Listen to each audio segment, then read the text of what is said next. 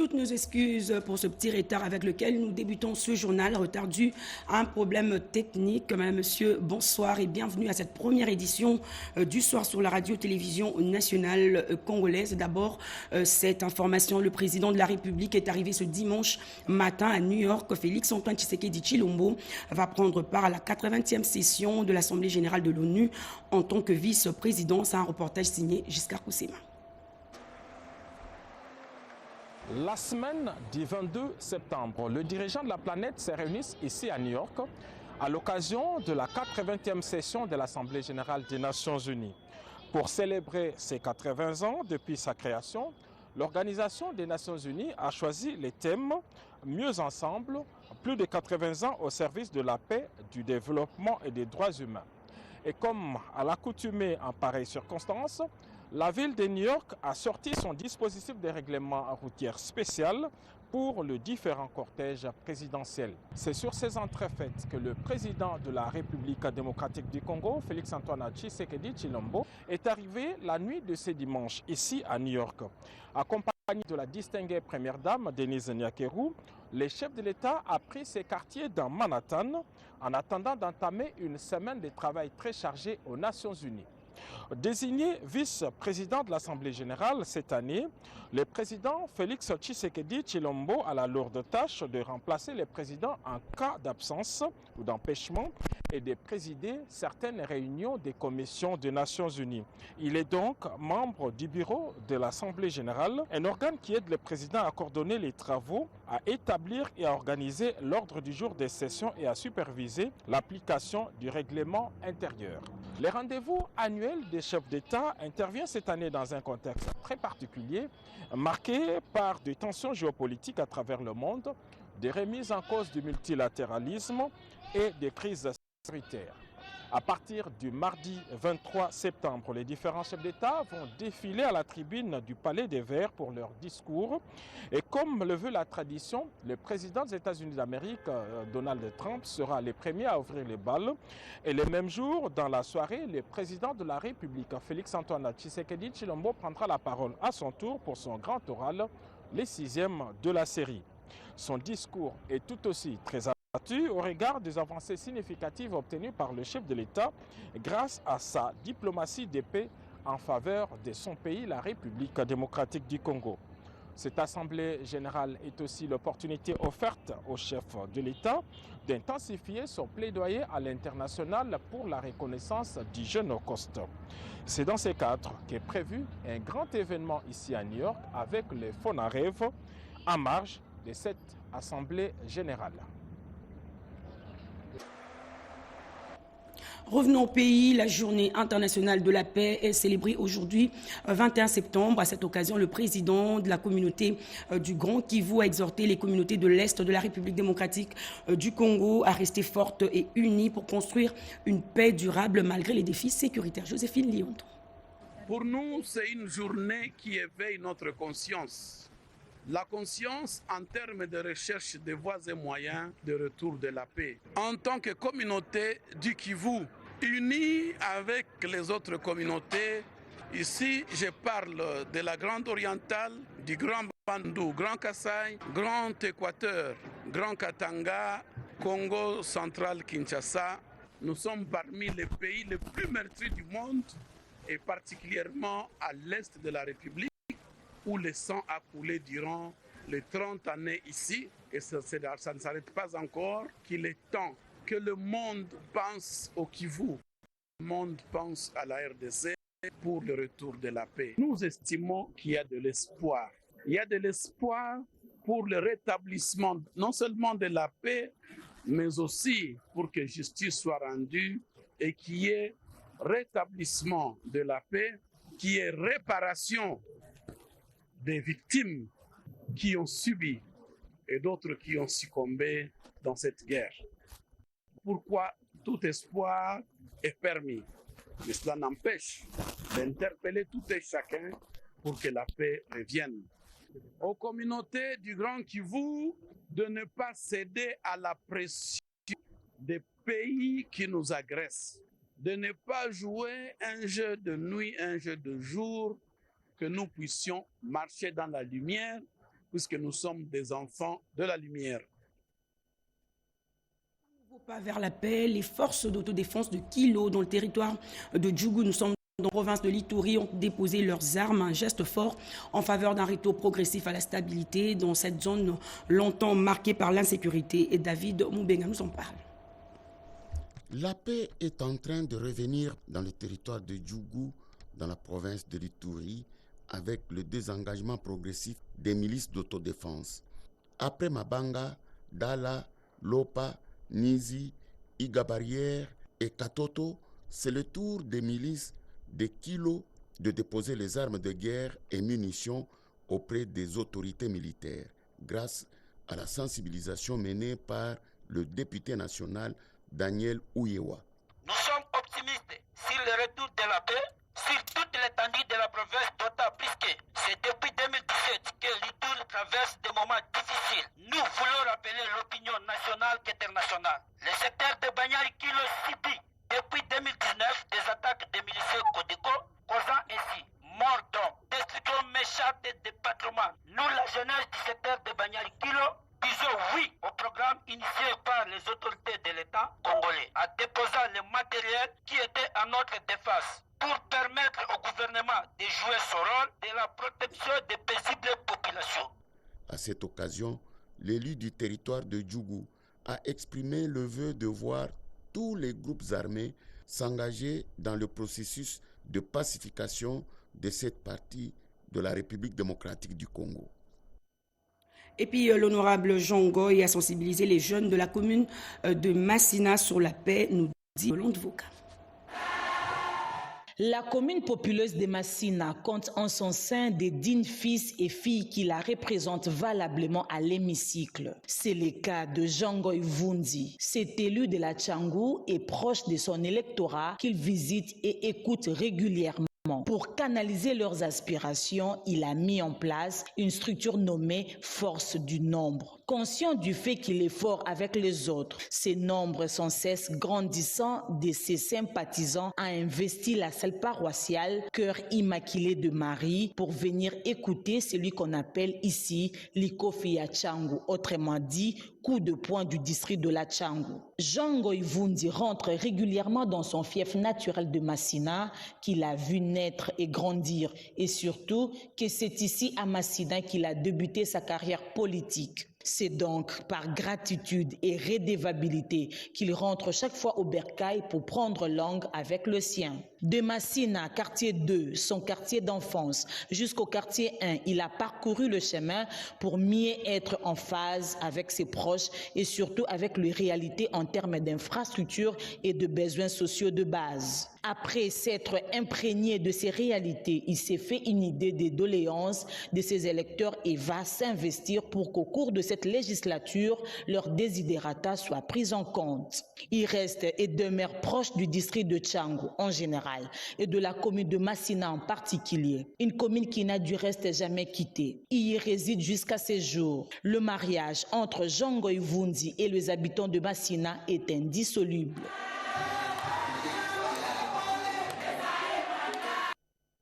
La journée mondiale de nettoyage célébrée à Kinshasa à travers le lancement d'une campagne écologique visant à sensibiliser la population contre la pollution et les ODD. Et Pierre Mbouy pour la suite. À l'instar d'autres nations planétaires engagées à respecter l'écosystème environnemental, dans l'assainissement de leurs milieux naturels, la République démocratique du Congo, par le biais de la structure Green Gospel, qui travaille en synergie avec l'hôtel de ville de Kinshasa, par le truchement de la régie d'assainissement de Kinshasa Raskin, a célébré dans une originalité congolaise la journée mondiale de nettoyage, et ce, en partenariat avec les centres évangéliques, la résurrection de Lemba, à travers les thèmes locaux, Ecclesia Nankolo, Topetola Kinshasa.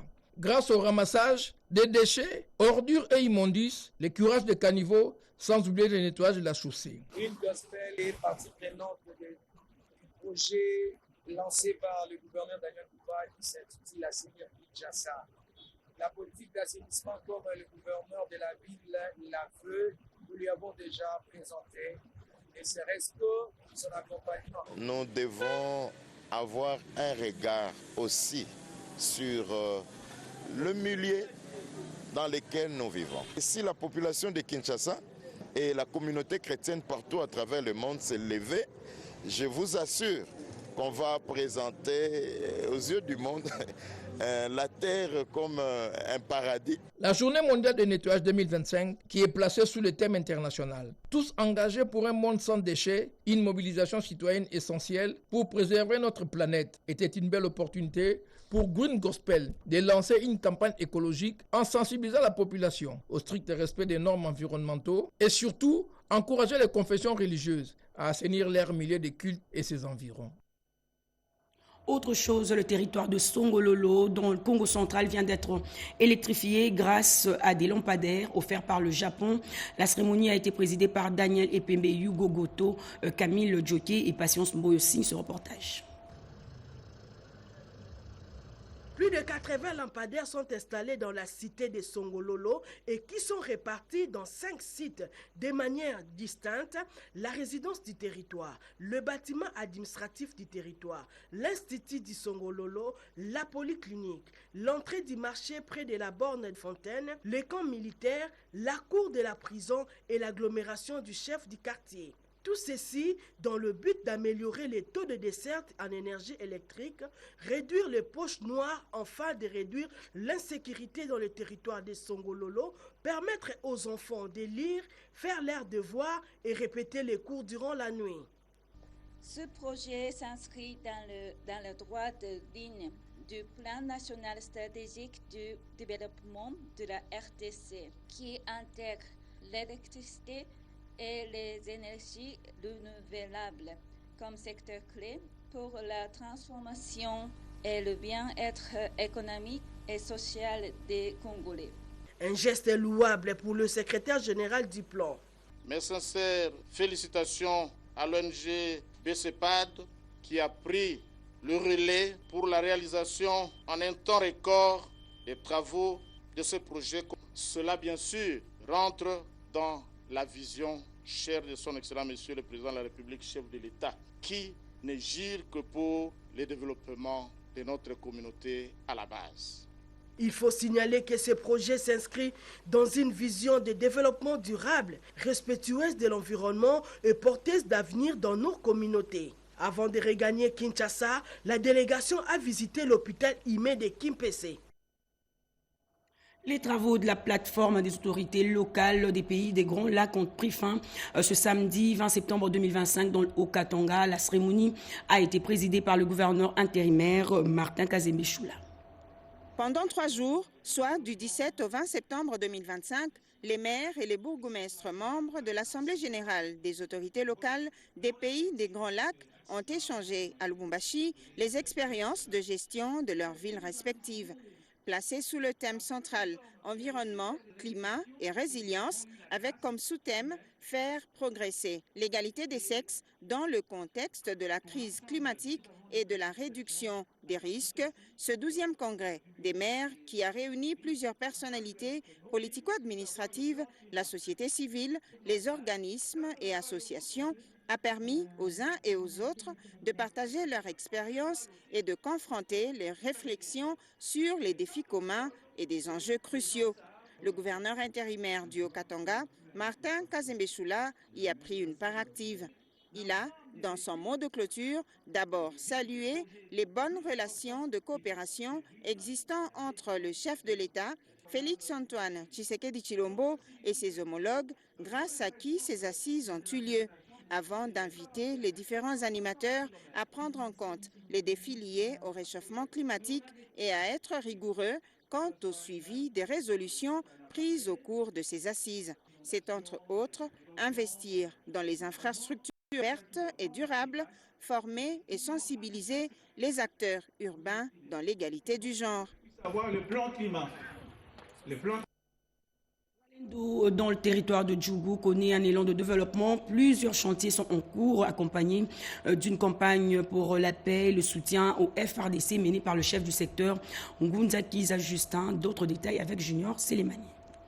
D'ici 3 mois, un imposant bâtiment réhabilité du bureau administratif du secteur de Walendu Djati, situé dans le territoire de Djougou, sera mise à la disposition de la communauté locale. Cette infrastructure en construction bénéficient du soutien financier de la dite communauté, une initiative saluée comme un pas important vers la restauration de l'autorité de l'État. La cérémonie de pose de la première pierre tenue ce samedi a été présidée par le chef de secteur de Walendu Djati, Goudza Kiza Justin. Par ailleurs, le médecin directeur du centre de santé de référence de Pimbo dispose désormais d'une résidence également réhabilitée. Ce geste a été accueilli avec joie par le docteur Moukeba Fabien, qui a exprimé sa gratitude envers la communauté. Selon le chef de secteur, l'érection de cette maison permettra de réduire les longues distances que la population devait autrefois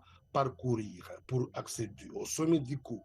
À l'issue de ces deux cérémonies, M. Goudza Kiza Justin a réuni la notabilité locale dans le cadre d'une réunion élargie sur la sécurité. Il a appelé les participants à soutenir le FARDC dans leur mission de traque de la République. Il est beau dans le Kasaï, le député national Justin Louepé a inspecté les infrastructures de base avant de remettre des dons aux communautés locales, nous dit Willy Atunakov. Pendant ses vacances parlementaires dans les territoires d'Ilebo, dans la province du Kasaï, où il a eu droit à un accueil chaleureux de la part de sa base naturelle, en liesse, l'honorable député national Justin Louepé a effectué une descente dans les secteurs de Sud-Banga par route pour palper les réalités des infrastructures socio-économiques de base et recueillir les doléances de ses électeurs. À Banga secteur qui a vu cet élu du peuple naître, Justin Louepé s'est offert un bain de foule de la population qui l'attendait jusqu'à tard dans la soirée pour écouter le même message de l'unité de la coalition et de vivre ensemble ainsi que du soutien au chef de l'État, s'est mis à l'écoute de ses difficultés. Il s'agit entre autres du port d'Ilebo, jadis poumon économique du Kasaï, actuellement en état d'abandon depuis plusieurs décennies, la dégradation de la RN20 allant de la RN1 PK 122 à Bachamba en passant par Idiofa, Ilebo et Mweka jusqu'à Kananga et la dégradation de la RN1 allant de Bondo, Banga et Ilebo. Il y a également l'état d'abandon auquel se trouvent actuellement les travaux de construction du marché rural et des forages de puits d'eau financés par le projet Prise à Banga tout comme à Mapa, où ces projets et celui d'un centre de santé construit à Ndjembe sont restés inachevés. Dans sa tournée dans le secteur de Banga, Justin Louepé a aussi palpé les actions sociales initiées et financées par lui-même en faveur de la base, telles que les puits de forage d'eau potable à Banga Centre, à Bamako, à Kaninga Manyanga et à Maïmbi. Sans oublier les bâtiments administratifs du secteur de Sud-Banga qu'il va remettre incessamment aux autorités locales, les ponts modernes, Ntumina, construits sur fonds propres reliant le centre de Banga à celui de Mibalaï. Il a aussi procédé à la remise des tôles pour la construction des écoles, des moulins à manioc et à maïs aux habitants de quelques villages, des machines à coudre, des ordinateurs et panneaux solaires dans plusieurs villages. De retour de sa mission à Kinshasa, le gouverneur du Kasaï oriental, lui, a lancé un message de paix et d'unité à la population. Il en a profité pour remercier le chef de l'État, Félix Antoine Tshisekedi Tshilombo, pour sa bienveillance. Je voudrais d'abord remercier toute la population est-kassaïenne à qui j'avais demandé d'être sereine et calme. Je crois leur avoir promis que nous faisons confiance à notre justice. La justice a rendu le droit depuis le 28 août et maintenant j'appelle tout le monde à l'unité, à la paix et aussi à l'harmonie. Nous devons tous regarder dans la même direction pour pouvoir booster le développement de notre province. C'est pourquoi je voudrais appeler tous nos députés provinciaux, les notables de la province du Kasaï oriental, les jeunes et vieux, les hommes de Dieu, tous nous devons nous unir pour pouvoir booster le développement de notre province, puisque c'est ce qui nous intéresse pour le moment. Ce qui est passé, regardons tous l'avenir de notre population et surtout visons l'intérêt général de toute la population est-kassaïenne. L'hôpital général de référence de Kilwa, dans le territoire de Pueto, vient de recevoir un lot important des médicaments, une dotation du gouverneur intérimaire du Haut-Katanga, Martin Kalembi. Comme dans d'autres hôpitaux du territoire de Pueto, l'hôpital général de référence de Kilwa a été approvisionné en produits pharmaceutiques de première ligne, geste signé Martin Kazembe Choula. C'est le gouverneur intérimaire en personne qui a remis ce produit pharmaceutique à l'administration du territoire d'Herbi Kanganyuka, qui à son tour les a remis au chef de zone Jacques Kyungu. Pour cela, nous vous remettons ce lot de médicaments pour que ça quitte à la population de Kilwa. Merci beaucoup. Excellence, nous vous remercions pour cette dotation en faveur de notre population. Que Dieu vous bénisse et qu'il bénisse aussi le chef de l'État, le président de la République, Félix Tshisekedi Tshilombo, pour qui vous êtes en train de matérialiser sa vision. Merci beaucoup, Excellence. Une politique du gouvernement provincial mise en place Martin Kazembe Choula pour sauver des vies humaines de ses compatriotes de la contrée. Une politique qui sera pérennisée par le gouvernement provincial, a dit le chef de l'exécutif provincial. Le gouverneur intérimaire effectuera par la suite une visite de réconfort à plus de 50 patients ayant subi l'opération de correction des pieds beaux et des genoux varum. Martin Kazembe Choula a payé rubis sur l'ongle les frais des soins de santé.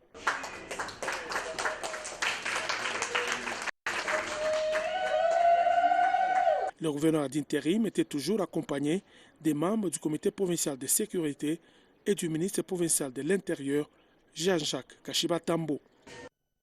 Avec moi, c'est le gouverneur Martin Kazembe et non, comme je l'ai dit tout à l'heure, le concours interuniversitaire d'art oratoire Éloquence 360 Basson-Plein. Jeudi dernier, plus de 500 étudiants ont tenté de convaincre le jury lors des sélections pour la finale prévue le 1er novembre. D'autres détails avec Yvette Makuntima. Vendredi 19 septembre 2025, les chapiteaux du Palais du Peuple a vibré au rythme de la parole. Étudiants, jurys et passionnés d'art oratoire s'y sont retrouvés pour la sélection des candidats du concours interuniversitaire Éloquence 360. Plus de 500 jeunes venus d'une quinzaine d'universités et instituts supérieurs de Kinshasa se sont succédés sur scène. L'enjeu était clair, convaincre les jurys, démontrer sa culture générale et défendre ses idées avec clarté et force. La raison pour laquelle nous organisons ces concours, c'est pour préparer le jeune qui aspire à la bonne prise de parole en public, de se préparer de maintenant parce que l'avenir ne se prépare pas demain, mais aujourd'hui. Aujourd'hui, c'est la sélection. Comme vous le savez, nous avons eu le lancement officiel le 30 août au Fleuve Congo Hotel et après il y a eu 2 enregistrements, les étudiants se sont enregistrés et nous avons partagé le thème dont on vient d'en parler et après ils ont préparé ça pour passer au speech de 3 minutes devant le jury. Donc aujourd'hui c'est le dernier jour de notre sélection. Au terme de cette journée, seuls les meilleurs ont été retenus. Ces candidats élites participeront aux séances de coaching, aux primes et aux éliminatoires qui les mèneront vers la grande finale prévue le 1er novembre 2025, a martelé Rodizola, initiateur du projet. Éloquence 360 degrés consacre ainsi l'excellence académique et l'art oratoire comme instrument de rayonnement culturel et d'expression de la jeunesse congolaise. De son côté, l'honorable Marie-Thérèse Pembi sensibilise la population de Bikoro. Nous sommes dans la province de l'Équateur sur l'agriculture, le développement local et les mesures sociales du gouvernement. Une fois de plus, Yvette Makuntima. Dans les territoires de Bikoro, province de l'Équateur, les défis liés au sous-développement et au manque d'infrastructures restent nombreux. Pour y faire face, Marie-Thérèse Pembi Somi-Bazego, députée nationale élue de cette région, a récemment effectué une mission de sensibilisation auprès de la population. Au cœur de son message, la valorisation de l'agriculture, de l'élevage, pêche et d'autres activités génératrices de revenus. L'objectif est clair, pousser les habitants à s'impliquer dans des projets concrets pour leur propre développement. Marie-Thérèse Pembi Somi-Bazego a également relayé les grandes réformes sociales du chef de l'État, Félix-Antoine Tshisekedi Tshilombo, notamment la gratuité de l'enseignement des bases et celle de la maternité. Elle a saisi l'occasion pour appeler à l'unité et à la cohésion sociale dans les territoires des Bikoro. Plusieurs projets ont été annoncés, dont la construction d'une morgue moderne, le financement des microcrédits pour les agriculteurs et éleveurs, ainsi que l'installation des lampadaires pour l'éclairage public. Ne restez pas les bras croisés, ce n'est pas le président de la République qui viendra travailler à votre place. Vos terres sont une richesse, cultivez-les et devenez autonomes. En guise de solidarité, l'élu a aussi apporté son soutien aux familles endeuillées suite au naufrage survenu récemment au lac Tumba. Le comité de gestion de l'ISPI Diofa a procédé le 13 septembre 2025 à la clôture officielle de l'année académique 2024-2025 marquée par la collation de grades aux lauréats des différentes filières. Images et commentaires.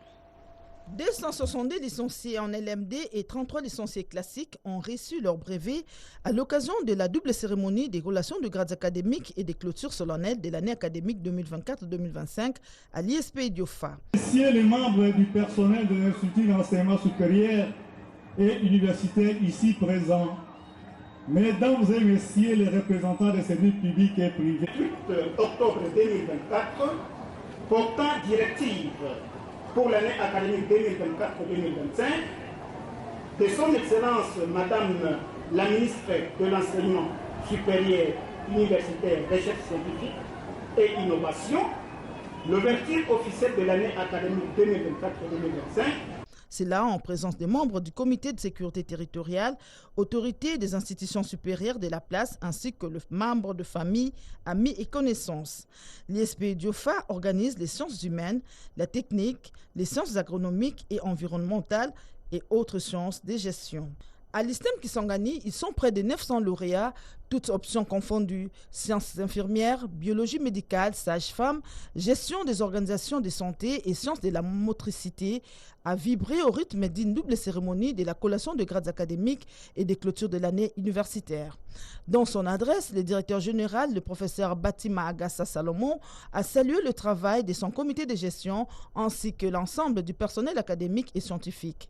Il a aussi insisté quant aux défis qui restent à relever pour améliorer la qualité de la formation et assurer l'employabilité des diplômés sur le marché du travail. Même cérémonie à l'université des Kisangani dans la province de la Chopo. Ici, la cérémonie a été présidée par le gouverneur de province Didier Lomayo. C'est sur l'esplanade de la bibliothèque centrale de l'université de Kisangani que se tient cette émouvante cérémonie des collations des grades et des clôtures de l'année académique 2024-2025.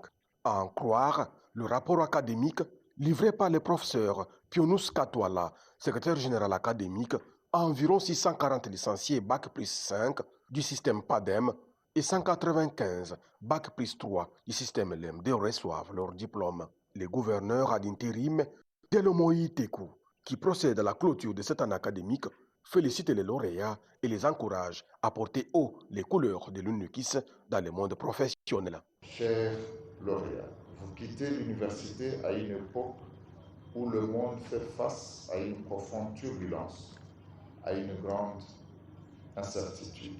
Je souhaite que votre alma mater, notre alma mater, l'université de Kisangani, vous inspire pour la suite et qu'à son image, vous deveniez des ambassadeurs de la connaissance, de la raison, de la bonté, de l'ouverture, de la bienveillance. Dans son discours de politique générale, le recteur de l'université de Kisangani met en avant la volonté de son comité de gestion de moderniser la troisième université du pays. Professeur Mathieu Kirongozi Bometa rend hommage au président de la République, Félix Antoine Tshisekedi Tshilombo, pour l'attention soutenue au secteur de l'éducation. Je tiens à exprimer ma profonde gratitude à son Excellence, Monsieur le Président de la République, Félix Antoine Tshisekedi Tshilombo, le grand chancelier de l'Université et Institut supérieur de la République démocratique du Congo. Le ministère des Affaires sociales a évalué les recommandations de la journée d'alphabétisation 2023. L'accent est mis sur la lutte contre l'illettrisme numérique en milieu rural. Pierre Ombouille.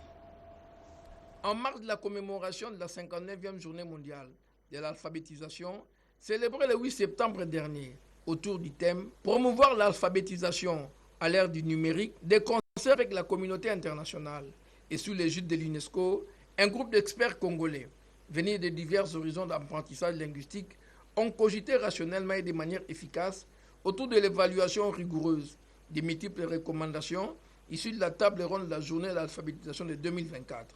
C'était au cours d'un atelier co-organisé par le ministère des Affaires sociales, Solidarité nationale et la représentation pays de l'UNESCO RDC. Belle opportunité pour l'un des panélistes de faire un plaidoyer concret sous forme d'une thérapie de choc. Actuellement, le numérique est incontournable et précisément au niveau de l'alphabétisation. Il y a l'utilisation intensifiée de l'outil numérique qu'on appelle autrement digitalisation. Pour la population congolaise, on doit faire très attention parce que nous sommes déjà en train de vivre l'illettrisme électronique. À travers la méthode scientifique, recherche-action, prônée par les professeurs PhD John et Kina Bongongo, les participants à cet atelier se sont appropriés les divers aspects d'alphabétiser la population concernée dans les processus de l'apprentissage, de l'écriture de la langue française en général, des 4 langues nationales et des langues vernaculaires en particulier dans les coins les plus reculés de nos 145 territoires au Congo profond. Monsieur, c'est par ici que nous mettons un point final à ce journal qui a connu le concours rédactionnel de Gauthier Kiassi réalisé par Yolande Voka, par Érudit Sekitoutou sous la direction de Joseph Oscar Mbalkaïj. En leur nom, je vous dis merci à vous de l'avoir suivi. Cédric Kenina revient à 20h pour la suite de l'actualité. D'ici là, portez-vous bien et bonne suite de programmes sur la radio-télévision nationale congolaise. Merci de rester avec nous.